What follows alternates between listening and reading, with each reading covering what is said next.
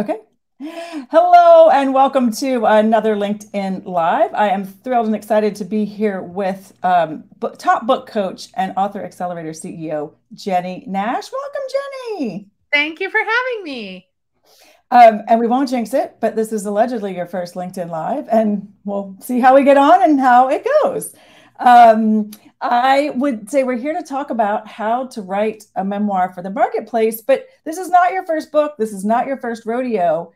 Can we just get a little bit of a backstory, Jennie, in terms of how you became a book coach, a little more about Author Accelerator, that kind of is the lead up, I think, to your blueprint for writing a memoir. Yes, I have been running Author Accelerator. Author Accelerator. This is actually our 10th year in business, and I know, which is very exciting. And what we do is we certify, train, and support book coaches.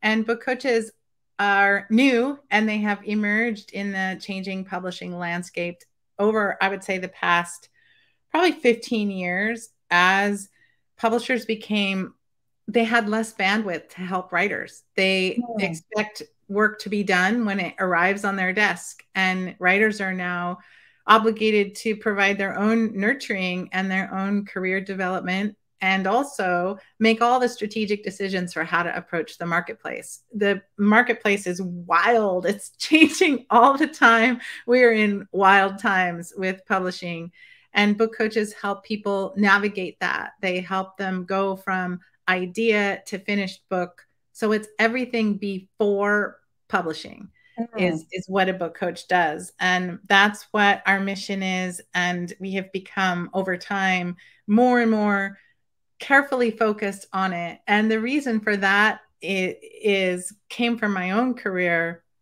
I was lucky enough to have a Big Five editor and publisher for half of the 12 books that I have published. I've published in a 12 in a lot of different ways. And having that kind of support and nurturing was amazing. And I began to see that most people didn't have it. First of all, it was hard to get those book deals and that to be in that position. But then the publishers began offering it less and less. So I saw this need and a real disconnect in the way that writing education is taught in this country. We have such a focus on craft and a very little discussion about how do you write a book? How do you structure it? Why do you write a book? What is the outcome? What is the purpose? All those fundamental questions about book writing. And that's my mission. That's what lights me on fire. And what I think makes a giant difference in a writer's life is to think about these questions before you start to write.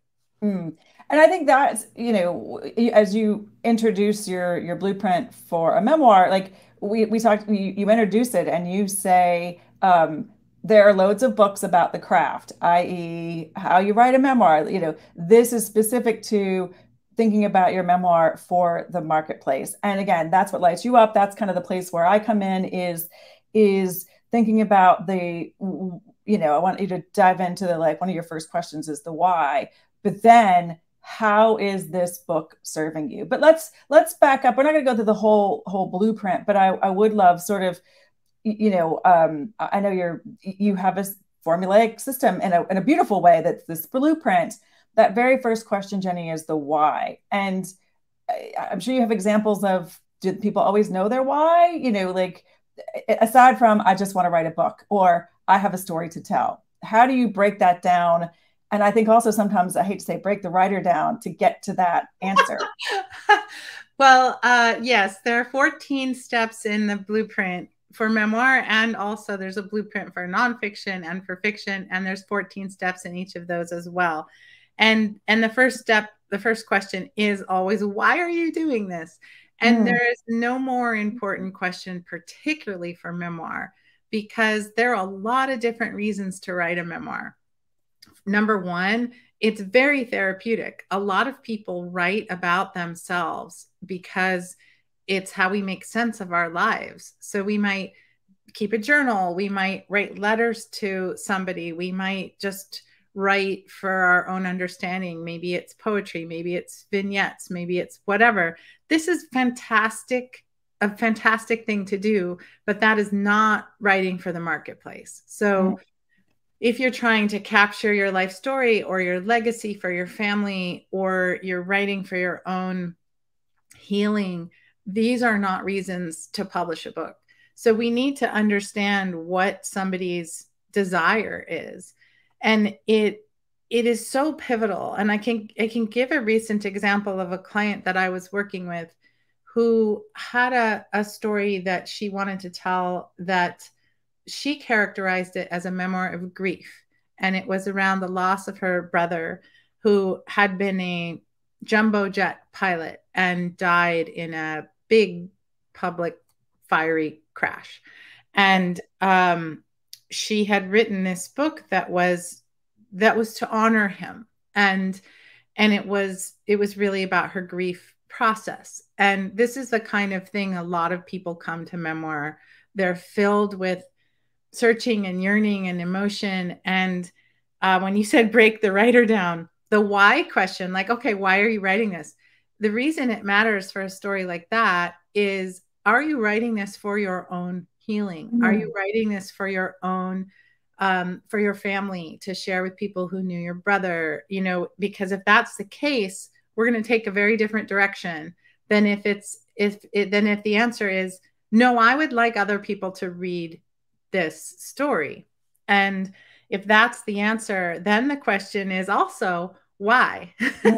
Why do you want them to read this story? What do you want? Now we're talking about the reader and the market.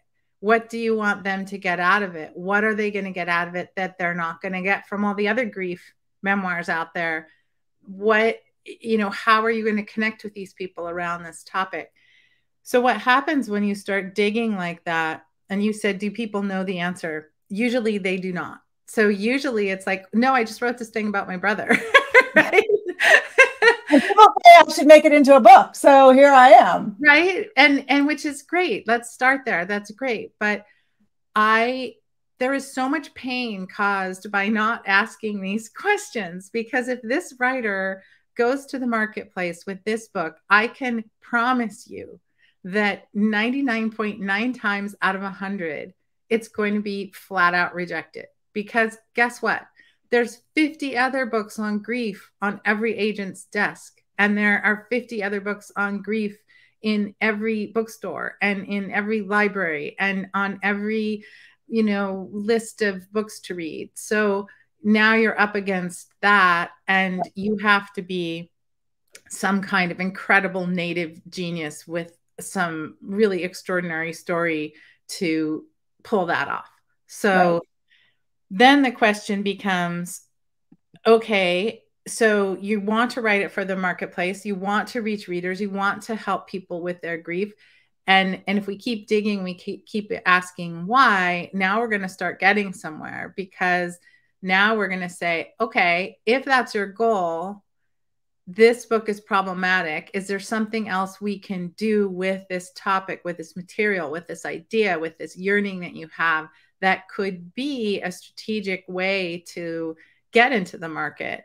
And in this particular case that I'm talking about, the reason that it's so top of my mind is that I'm literally, after we do this live recording, I'm having a meeting with this client, and she's going to be pitching. This is the day. Today is the day. And it's the end of a very, very long road for her. And she took that book on grief and turned it into an extraordinary book that is about something very, very different that she didn't even know she was writing, or that she was sitting on. And it turns out to be a story about what all really great memoirs are about, is something more universal even than straight up grief, and asking questions that we all need to ask around flying and safety, and the stories we tell ourselves about getting on airplanes, and this whole industry. And this writer turns out to be, she's in a position to write about this that's very unique, and spent her whole career as an engineer doing emergency services for the County of Los Angeles. So she's able to look at disaster in a way that none of the rest of us can. Yeah. And so she brought this background and this richness and this incredible story to the tale of her brother and wove her story through this tale of just something much bigger and meatier. And I think it's extraordinary. And that's the move we want to make when we move to the marketplace is, okay, we can start with the thing that brings us to that passion, but then we have to think about who's going to care. Why are they going to care? What are they going to get out of it? There's 50 other books like that today. There's going to be 50 other books like that tomorrow. What are you going to do that's different? And Nancy, this touches on the work you do every day, which is you're helping people with that question when they're done. And wouldn't you rather not retrofit an answer? Yeah, exactly. Exactly. Well, and I think that's the other point that you brought up when we were speaking before is the you figure out the why, which I want to go back to because I think that why become also you ideate on that why a little bit, right? Like you might break them down, you might get to the why, and that becomes your guiding force. But I sense also through the writer's journey, it also continues to be perfected when you get to the end of the book.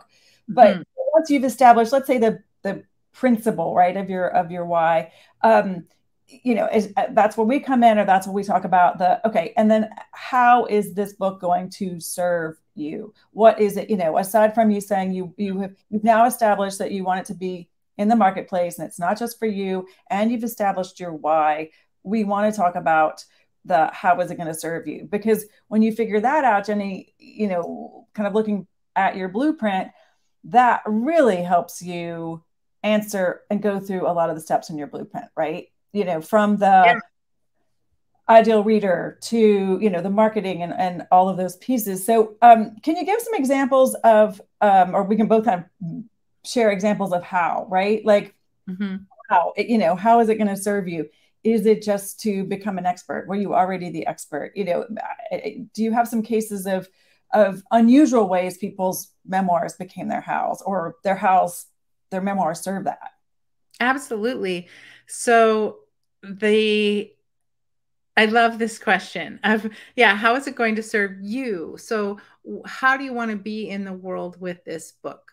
And some people want to be in the world where they want to be in the world as a writer. So that means they want to go to bookstores, they want to give readings, they want to teach workshops, they want to talk about being a writer and kind of coming at it from a more literary standpoint. And other people want to serve a business of some kind. So maybe they teach a course, maybe they have an online course, or they have a consultancy of some kind. And the book, we talk a lot about that a book can help you become a thought leader. But the thing that we don't talk about is where in your funnel or your ecosystem does this book sit? So for example, I worked with a woman, her name is Michelle Dempsey Multack, and she is an Instagram influencer who formed a community around moms.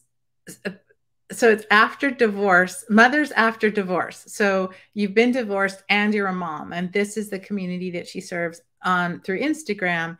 And she wanted to write a book, and it's like, okay, is this book for your existing audience who already follows you and loves what you have to say? And it's her own story. So it's like, is it for them, or is it to bring new people into your audience? Is it to higher up in the funnel? Is it to introduce your ideas to people who don't know who you are? And she has to make that decision where that book is going to sit, because it's going to be a different book. So how is it going to serve her? And the answer that she came up with is that it was to increase her reach. So she wanted a book that was going to be appealing to somebody who was just starting to think about divorce and nervous about it and wondering what's on the other side. So way, way up at the top of her funnel Well, of course, all the people in her existing community also wanted that book because they love her and they're loyal to her. So Right. it worked in both ways.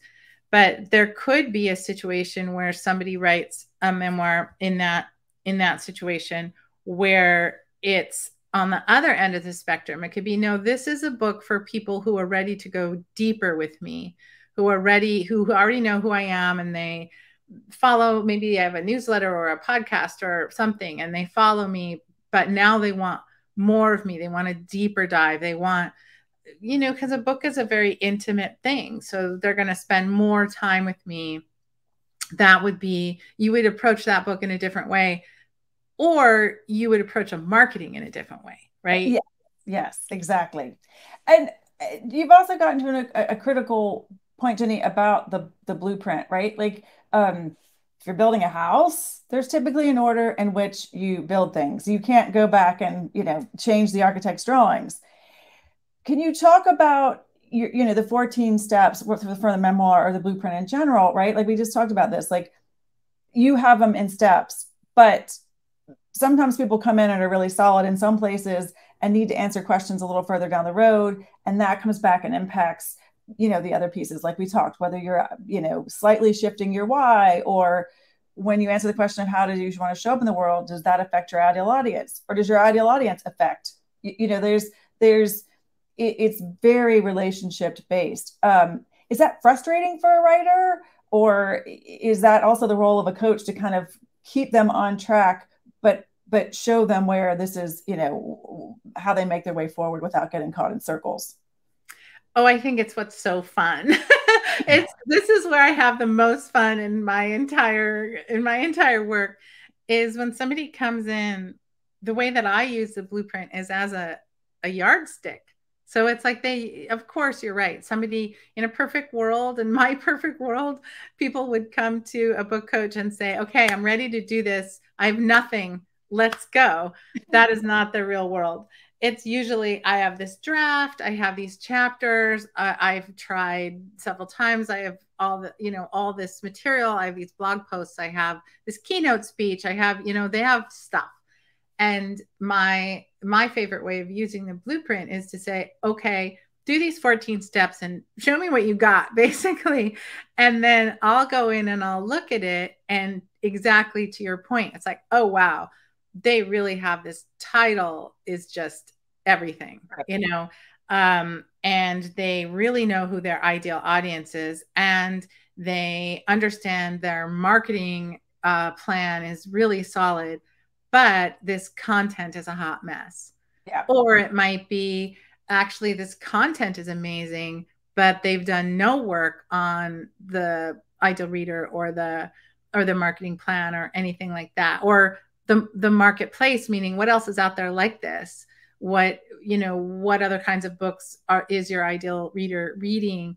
So it's very iterative. And usually it's pretty rare that the result of that debate is, okay, throw out everything and start over again. Right.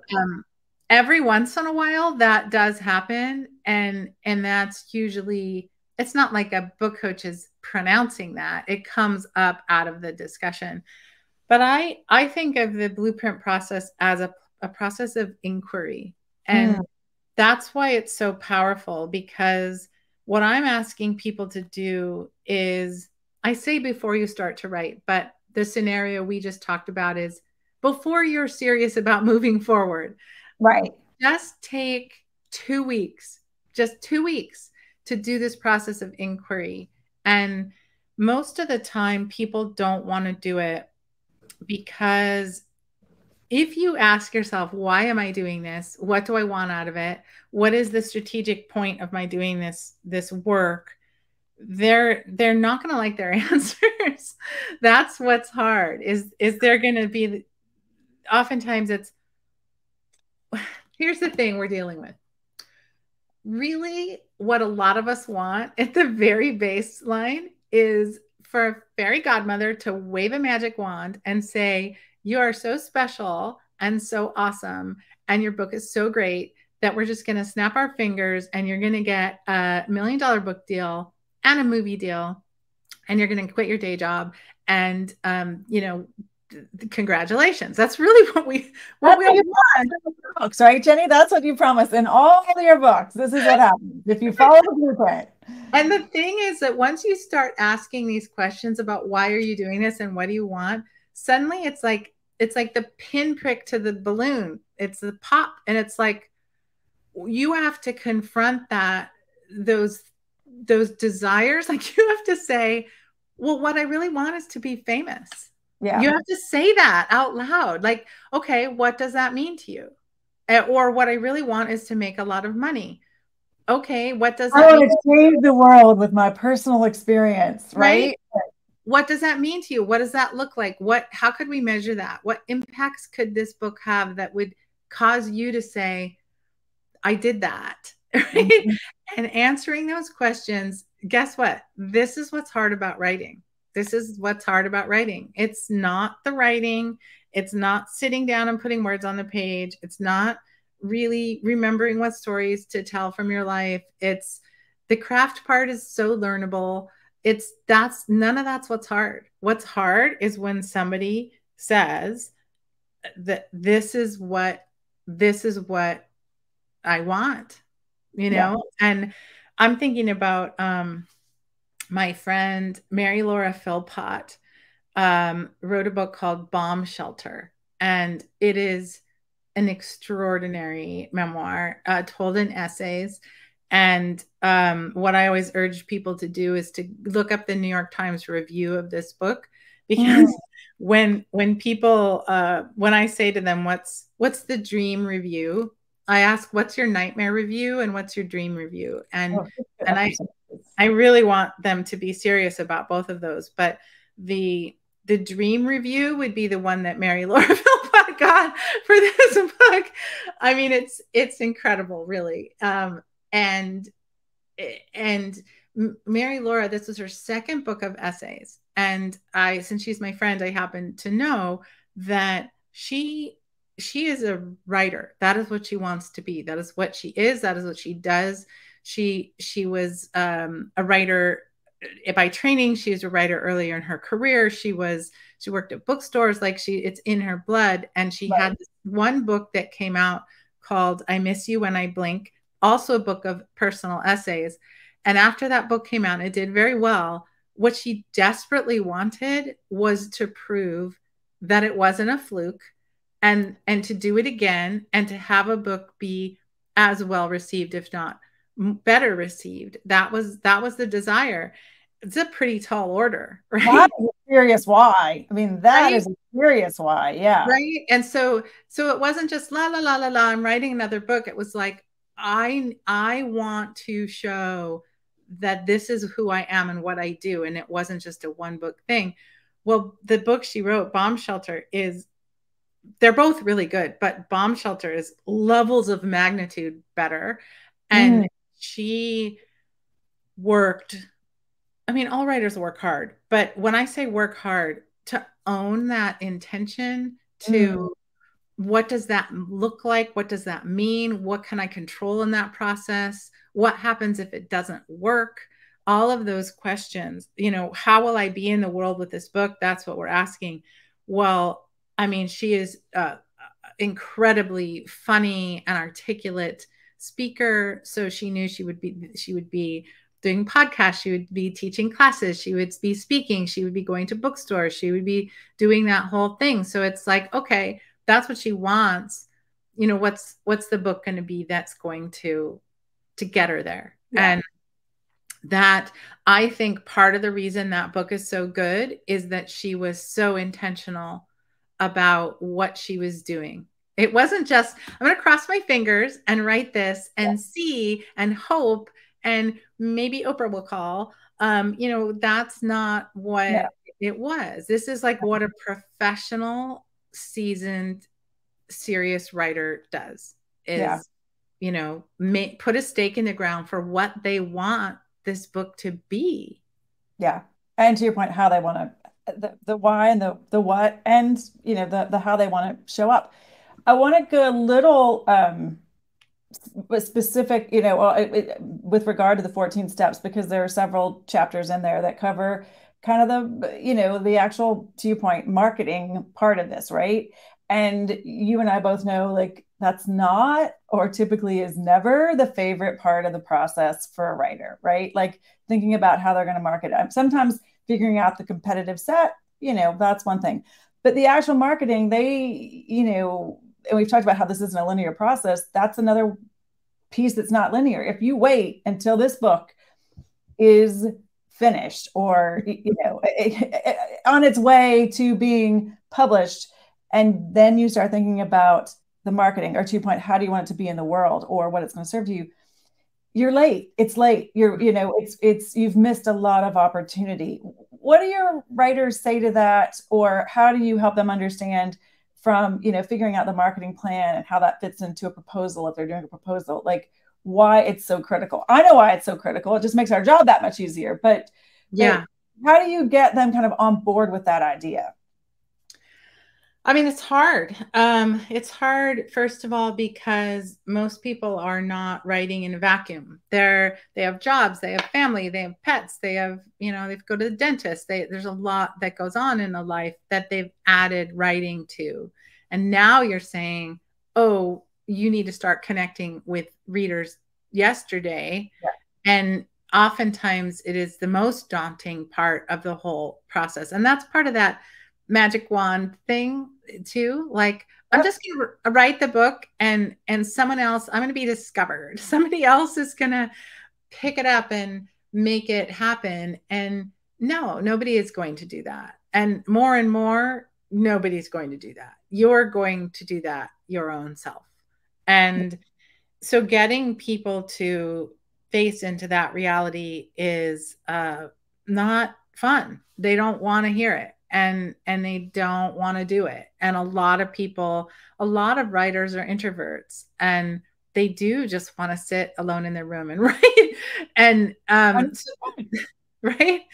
And so the way that I help people is to really think about, what are you bringing to the table? So that means in terms of your talents, in terms of your proclivities, in terms of what you absolutely will not do. Yep. Some people would not do what we're doing right now. I will not do a live video on LinkedIn. It's not happening.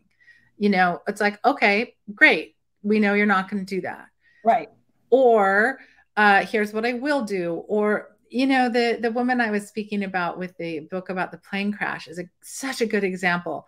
When she started doing the marketing sections of the blueprint, I think she literally put nothing. I think she turned them into with nothing. Before, Jenny, we've seen I have a big network that will help me. That's it. That's the marketing. Yes. She didn't even have that. I think it was, I think it was that thing. You and I can laugh because we're on the inside and we see this all day long, but it's like, I will send it to magazines and I'll make a website. It's like, okay, yeah. So that's nothing. So the question with her is, what are you bringing here? and her first response is nothing. I got nothing. It's like, not true.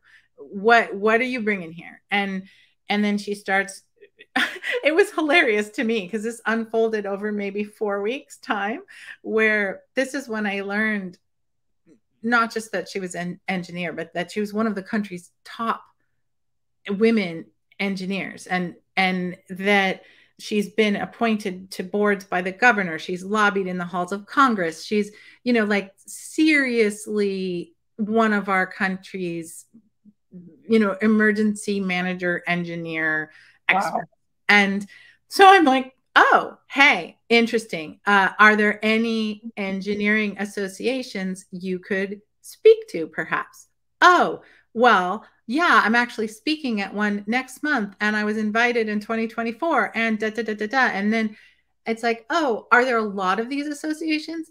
Oh, actually, yeah, there's 45 of them, and then every country has them, and then there's subcategories, and it's like there's an entire universe out there of people that would eat this up, and that she could do keynotes, she could do workshops, she could do courses, she could do trainings, she could do consulting, like the list goes on and on and on. So then it's like, okay, which of those interest you? are those things you would like to do? Is that how you'd like to be in the world with your book? And then we get into that. That's where that impact thing comes. Like, oh, Mm, I would like nothing more than to speak to this particular group of people about this particular piece of my topic. And then we drill down into that, you know? So it's it's the same process that you follow, that you do when you write the book, which is, you know, it's making a million decisions, and it's coming at it from what do I want? What am I bringing? What matters to me? What, who's my reader? What am I doing this for? And that intentionality forms the marketing.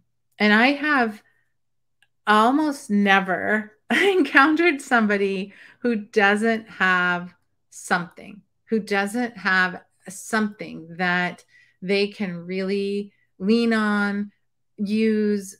You know, we talk about this idea of platform. Platform does not have to be that you have 100,000 Instagram followers. right. There's so many other ways to reach readers, and it's very uncomfortable to think about these things before you write, or when you're halfway through, or when you just kind of are formulating the idea. And the reason that I push it so strongly is that it's the difference between a book that succeeds and one that doesn't. It really is. Yeah. um, No, and sometimes it's just they haven't thought about it, their brain doesn't work that way, or they just have a complete and utter apprehension to the word marketing, or say, like, whether it's introverted or things like that. But um, I have two kind of other questions, and maybe the case study we're talking about right now works. Are there situations where people come in and they say, I'm writing a memoir, and it becomes something completely different? Like, are we caught up in this day and age of identifying things as a memoir, a collection of essays, an autobiography? Like, I think I hate to say old school, but we used to get hung up on these classifications. I think the publishing industry is much more forgiving as, the perfect books, or a successful book evolves. Is that teased out in your blueprint? Is that part of the marketing strategy? I think for a lot of people, they think there's a memoir, but they have a lot of 40 stories to tell, and it evolves into something else. What does that look like? Yeah, there is I can't remember what step it is, but I know what page it is, and I got the book right here. So I go to the page. I didn't up. You actually have to hold it up, but I didn't. And I'm gonna put Got it. where people Oh, can find. I have an arc with the line through the middle, but there it is. The reason I know what page it is because there is a page in the book where I say, if you get to this point and you are realizing that you're actually writing either a nonfiction book or a novel, write to me and I'll send you the blueprint for the other book. So now I was so Adventure. Choose your own writing adventure with Jennie Nash. Here we go. I just told you I know what page it is on, and I was wrong. So, but it's That's okay. in there. But Okay. the point is there is a crossroads, and there is a moment, and it comes when you're talking about who is this for and why are you doing it. I would say this is the reason why memoir is so difficult actually to coach, because most of the time, I would say, I'm going to just say 3/4 of the time, people do not end up writing what they think they're going to write when it comes to memoir. They think they're going to write X, and it really ends up being Z. And Z could be, yeah, you need to make that a novel. You're not gonna, they come in and they're like, I want to tell this story, and it comes from my family, and it happened when we were in London in the 70s, but I can't say that because people will know who we are. So it's going Mm. to be Amsterdam in the 80s. And, instead of an uncle, it's going to be an aunt, and da, da, da, da, da. And it's like, okay, yeah, you're writing fiction. So there's that. Um, or, or what they really want. There's so many, there's this new term called Memoir Plus, which is a memoir plus interviews, or a memoir plus cultural analysis, a book like Carmen Marie Machado's In the Dream House comes to mind, where she's telling her own story. It's a harrowing and beautiful story of abuse within a lesbian relationship, and it's a very taboo topic within that community.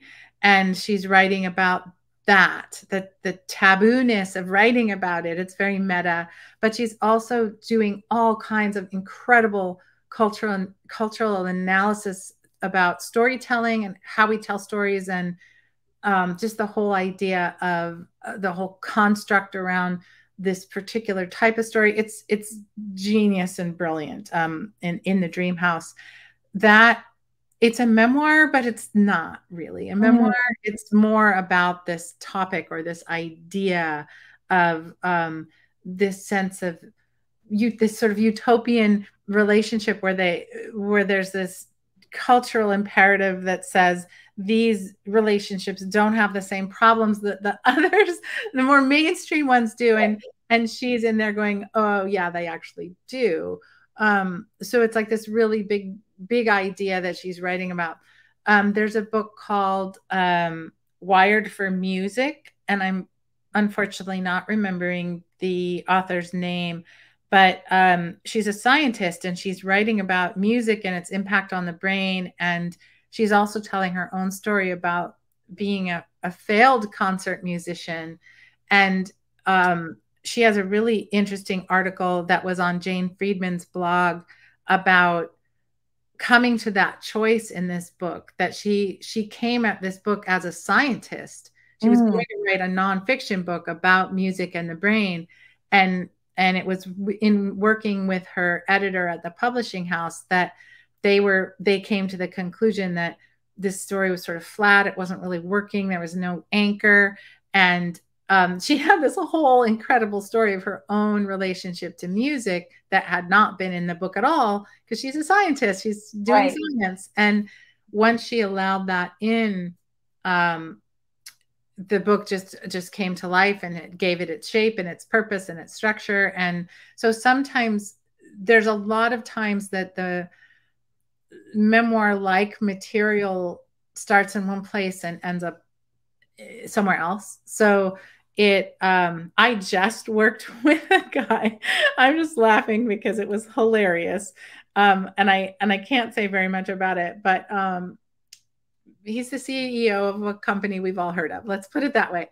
Okay. So he comes to me. I want to write a memoir about my experience in business, a very dramatic experience. It's like, cool, that's going to be cool, right? So we start down that path. He does the blueprint. The very first time that I speak to him about the blueprint, and he's marching down this memoir path. Right. All he can talk about is this other idea. Like every single thing, every question, every conversation keeps pulling to this other idea. And so like halfway through our hour-long conversation, I go, can I just say that I'm noticing this, that you're not talking about your memoir, your own story. You're talking about this other thing. Are you sure that's not the book you want to write? And he stopped. He was great. He stopped and he's like, give me a minute. And he closed his eyes and he sat there. And then he goes, yeah, no, I don't want to write a memoir. I want to write this other book. Wow. And it's like a full-on prescriptive nonfiction, 7 steps to ba. But he thought that he wanted to write a memoir, right? So yeah. I can't tell you the number of times that this happens. And it's the reason why I recognized it, because there is, especially with memoir, there's this very, like, it could go in all these different directions. And so the intentionality about what you want is so important, and the openness to recognizing that maybe what you think you want isn't ultimately what you want when you start thinking about the kind of work that you would do. Like, all right, how are we going to market this? How are we going to connect with people? How are you going to be in the world with this book? And you think about that. I like to get really specific about that. Like, Yeah. where are you? What are you wearing? We talked about this before, right? What are you wearing? What Who are are you you, wearing when you're selling this book and you're on the Today Show or not? right? Yeah, and I think this again. So I've put up the finding more about the blueprint, all your blueprint books, no matter which direction you're going. But I want to say quickly touch upon such a vast subject, Jenny, is you specifically, and we've talked about making this quote unquote how your book is successful, how it succeeds in the marketplace. And yes, in your blueprint, there are things like the marketing proposal, query letters, finding an agent, pitching, as we talked about. And those are typically more for the traditional publishing path. But as you said in the beginning of this conversation, this industry is changing every day. It is ripe for disruption. It's continuing to get disrupted. So there's not, there is a myriad of ways people can go. So I just want to touch on, like, just because you don't end up going the agent route, or you don't get an agent, or you get an agent and you maybe shop it and you end up back in sort of the hybrid or independent publishing. Can you talk a little bit about, like, again, when we said how people want to show up in the marketplace, sometimes that question answers how you're going to publish, right? Like, you Yeah. know, there are steps along the way. Do people come wedded to that end game of it has to be traditionally published by a big name publisher, or are they open to also seeing how that evolves in the process? More and more, I would say, especially lately, I've seen a lot more openness about the path to publishing. Mm. 5, 10 years ago, even, everyone still thought traditional publishing is the way, it is the only way. Anything else is more vanity publishing, that type of thing. But I'm seeing more and more, not just openness, but people understanding that publishing is a tool. It's not the end game. The Yeah. goal, nobody actually, when you say, what do you want? They might say, I want to be published. And then it's like, well, what does that mean? What they want is books in readers' hands. They want to have an impact. They want to Right. be read. They want to be part of a conversation. It doesn't actually matter how you get there. The publishing is just a tool. So there are so many ways now to get this content into readers, and even the question of, does it need to be a book? Maybe it's a Substack newsletter, a paid Substack newsletter. Right. Maybe Right. like, does it need to be this? Why does it need to be this? And that again is, how are you going to use this? What are you going to do with this? Yeah. So I the reason that I focus on the agent process and the traditional publishing process is quite simple. It's because that is the path that traditionally has demanded the highest quality and a high bar of excellence. And I think if you go into a project with that intention, that you need to hit that high bar, that no matter how you publish, it's going Mm. to serve you well. So if you're thinking, okay, what if I had to make a proposal for this book? What if I had to pitch it in a query letter? What if I had to research the marketplace to see what else is out there? Which are the steps that you do to approach an agent? That's all enormously useful and helpful. And I You're think, still going to need to speak about your event, to speak about your book, market your book, and put it out into the world. So yeah, I, yeah, I think that's hugely helpful. Well, I'm going to be aware of our time. I'm going to put up also, Jenny, for people who want to learn more about the book coaching process, not just your books, but the book coaching process, or need help getting started. This is Author Accelerator. And can you speak a little bit about what that model looks like if people are interested in getting help, right? Like, they're going yeah. to read the book, but they still know they might need a human being to walk them through this. Um, Yeah. Talk about what it looks like to work with a book coach, or how they can find your book coaches. Well, the thing that I always say is that if you only have a tiny budget or a tiny amount of time or energy or will to work with a professional on your book idea, do it at the start. It is absolutely the best time to do it, rather than a lot of people wait until they have a manuscript and then they think, oh, I'm just going to have someone polish it up. I mean, we all could use that, but more important is work with someone, even for a very short period of time at the very beginning of the process.